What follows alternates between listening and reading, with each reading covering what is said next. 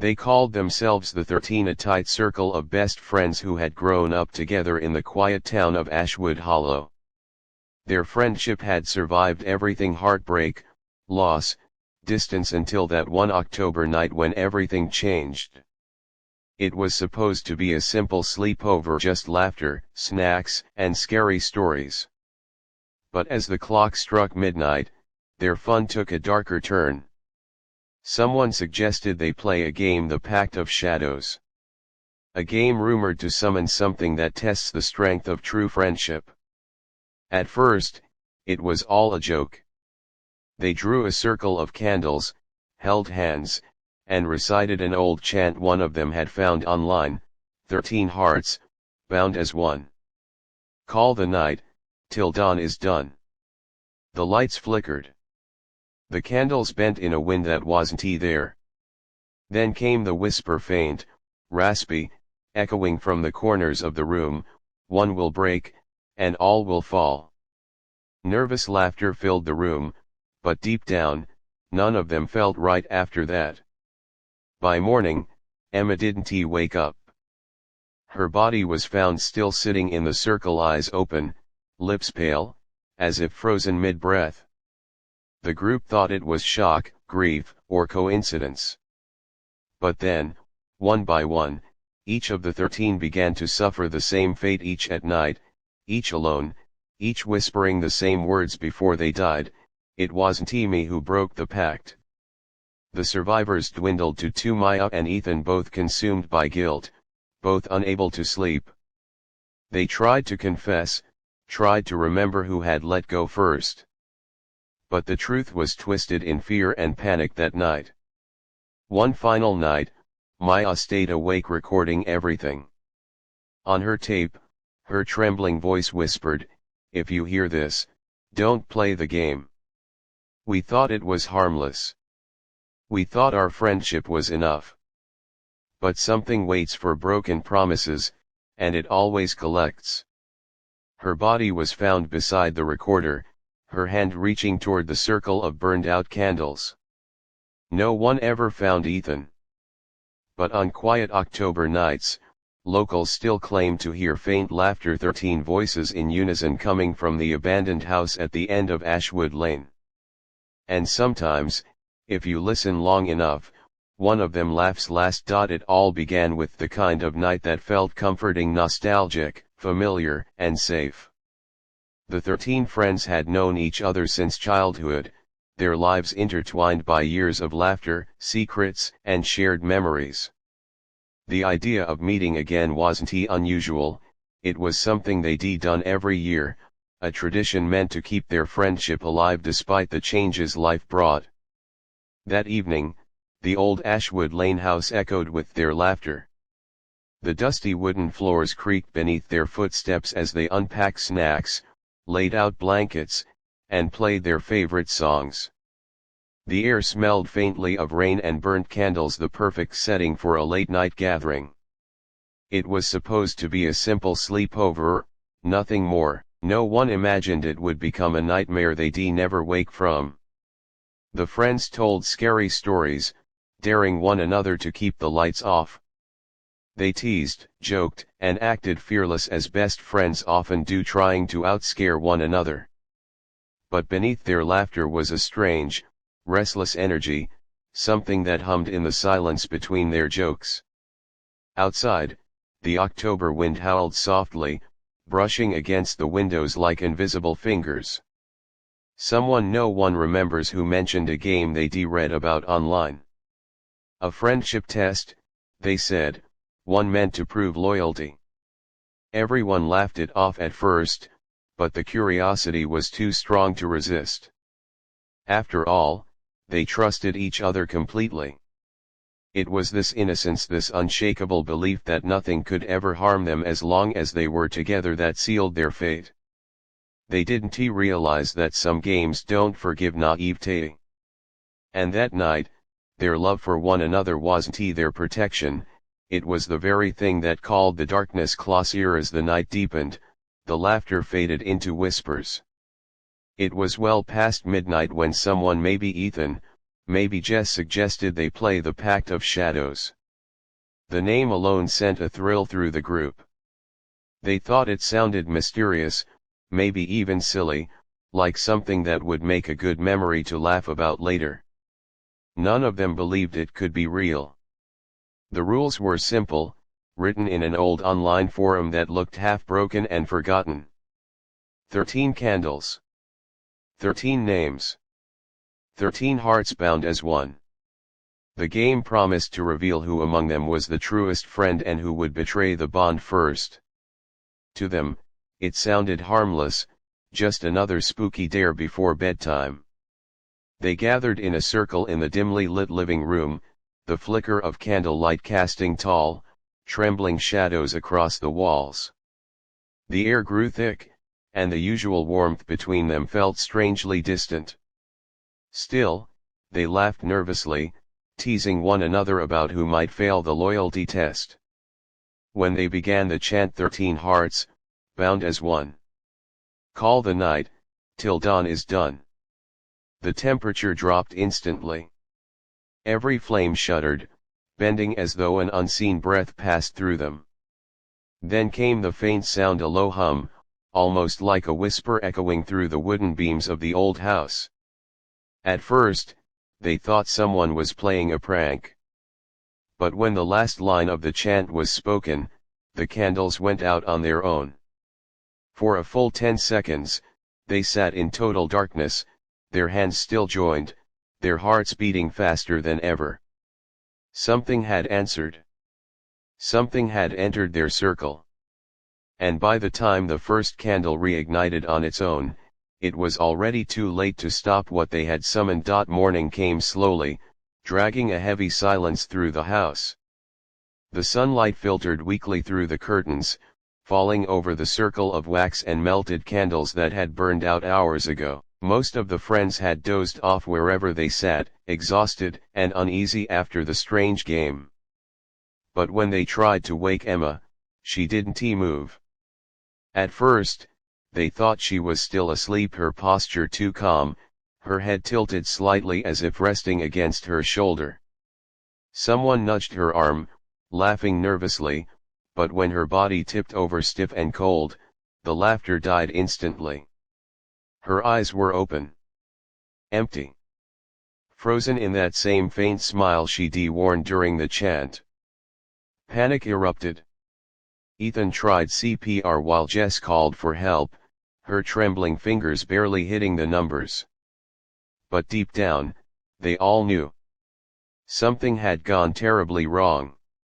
Emma's skin was cold, her lips faintly blue, and there was no sign of struggle. No wounds, no noise in the night. Just silence and that lingering smell of burned wax and something faintly metallic in the air. When the paramedics arrived, they couldn't find a cause. Cardiac arrest, they said. It happens sometimes. But the friends knew better. Because every single one of them heard it, that faint whisper as Emma's body was carried away. It came from the circle, soft as a breath. One will break, and all will fall. That night, none of them slept. They sat together, terrified yet unable to leave one another's side. No one dared mention the game, but it lingered between every heartbeat, every glance. Deep inside, they all wondered the same terrible thing: had someone broken the pact? They didn't know it yet, but Emma's death was only the beginning. After Emma's death, nothing felt normal anymore. The remaining 12 tried to convince themselves it was a coincidence that she'd just stopped breathing in her sleep. But even as they forced laughter and promises to move on, something dark had already taken root among them. The first signs came quietly. Ava began hearing whispers at night, soft voices calling her name from corners of her room. Liam saw shadows that didn't belong to anyone, stretching across walls even when he was alone. Maya found her phone filled with recordings she didn't remember, taking faint echoes of breathing and quiet laughter in the background. Soon, fear began to eat away at their bond. The trust that once held them together turned brittle, ready to snap. They accused each other of breaking the pact, of letting go during the chant. Ethan swore he felt someone's hand slip in the circle. Jess denied it, but her eyes were hollow, sleepless. They stopped meeting as often. Messages went unanswered. Some refused to talk about that night altogether, while others became obsessed, desperate to understand what they had awakened. But the more they searched, the worse things became. Pets went missing. Strange scratches appeared on their doors. One of them, Caleb, was found wandering near the edge of the woods muttering Emma's name over and over again, his eyes vacant. What had once been 13 hearts bound as one was now 13 souls unraveling one by one. They had always believed their friendship could survive anything: heartbreak, distance, time. But now it was being tested by something far beyond human understanding. The whispers had told the truth that night: one will break, and all will fall. And the cracks were spreading fast. By the time only a few of them remained, the group's bond was beyond repair. Fear had devoured the trust that once made them inseparable. None of them slept through the night anymore, not without the sound of whispers crawling through their rooms or the faint echo of laughter that didn't belong to anyone living. Maya, trembling and exhausted, decided to document everything. She believed that if she recorded what was happening, anyone might understand. Her old tape recorder became her lifeline, her confessional. The first entries were shaky, filled with half sobs and whispers: "Something's wrong, it's following us.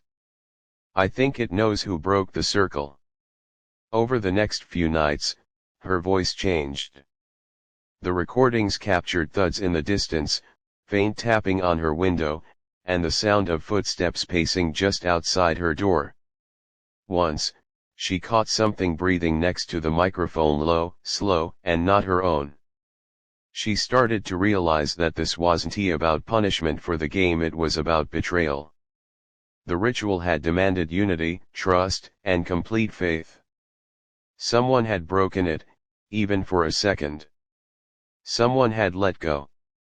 And that single act had invited something through, something that fed on disloyalty. In her final recording, Maya's voice was barely a whisper. "It doesn't want forgiveness. It wants us to remember. It wants us to pay." The last few seconds were filled with a strange static hum, followed by a faint laugh, not hers, not human. When her friends found the recorder beside her lifeless body, every candle in her room had burned down to the same level, as though they'd all been lit at once. The police never released those tapes. But the few who've heard them say they can still hear 13 voices whispering at the end. Years have passed since the tragedy on Ashwood Lane, yet the story of the 13 refuses to fade. The old house still stands, silent and rotting beneath a canopy of dead trees, its windows dark and empty like open eyes. Locals whisper that if you pass by after midnight, you can still hear laughter echoing faintly from within, 13 distinct voices, calling one another's names. Teenagers dare each other to visit the house on Halloween, leaving candles and taking photos as proof. Most come back shaken, pale, and unable to explain what they felt. Some say the air turns colder near the living room where the circle once was. Others claim they saw flickers of movement, outlines of people standing together, then vanishing when the light hits them. No one ever stays long. Every few years, someone disappears after entering the property, and the police reports all end the same way: unexplained circumstances. Those who've gone inside and survived speak of whispers urging them to join us. A few swear they heard a familiar chant echoing faintly through the halls: 13 hearts, bound as one. Call the night, till dawn is done. The house has become a legend, a ghost story passed from generation to generation. Some call it the curse of broken loyalty, others say it's a reminder that even friendship, the purest of bonds, can summon something dark when tested. But sometimes, when October winds sweep through Ashwood Hollow, townsfolk still find freshly melted wax on the porch, 13 small puddles, perfectly arranged in a circle. And those who dare to listen closely on quiet nights swear they hear laughter that isn't carried by the wind, laughter that belongs to friends who never left. The story of the 13 didn't end with silence, it ended with a sound. Years after the last of them vanished, the Ashwood Lane house was sealed, condemned, and left to decay. Yet on certain October nights, people still see a faint, golden glow flickering through its cracked windows as if one last candle refuses to go out. They say that candle belongs to the one who broke the circle. The one who let go. No one knows who it was, not even those who tried to investigate. The police files are sealed, the names redacted, and every record of the 13 friends mysteriously vanished from town archives. It's as if they were erased, like a curse that doesn't want to be remembered. But sometimes, if you stand outside that house long enough, you'll hear footsteps behind you. You'll feel someone gently take your hand. And you'll hear a whisper, soft and trembling, "We're still waiting for you to finish the circle." Then the candle light flares bright, blinding, and when it fades, the house goes dark again. No one ever sees the 13th candle after that night. But the legend continues to grow, passed down in late-night whispers, told around campfires and over quiet screens before sleep. And if you ever find yourself with 12 friends on a stormy October night, and someone suggests playing a game to prove your loyalty, blow out the candles. Don't finish the chant. Because friendship may bring you light, but some bonds burn too deep to ever let you go.